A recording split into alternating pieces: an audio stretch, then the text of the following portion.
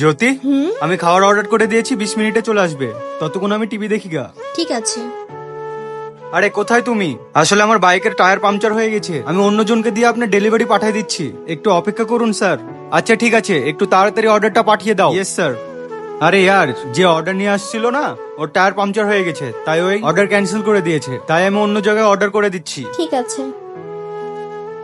আমি দেখছি কে এসেছে। স্যার আপনার অর্ডার।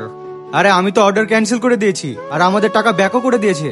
তো স্যার এই অর্ডারটা আপনি নিয়ে নিন, আর অর্ডারের টাকাটা আমাকে দিয়ে দিন, এতে আপনাকে কষ্ট করে অন্য জায়গায় অর্ডারও করতে হবে না। তো আমরা কেন রিসিভ করব? দেখেন ম্যাডাম, এই খাবারটা আপনি অর্ডার করেছেন, খালি মনে করুন অ্যাপের জায়গায় আমাকে টাকাটা দিয়ে দিচ্ছেন। আমরা কিভাবে বিশ্বাস করব? অ্যাপে তো ক্যান্সেল হয়ে গেছে, তাই না? কে জানে তুমি সস্তা কোনো জায়গা থেকে খাবার নিয়ে এসে আমাদেরকে দামি বলছো।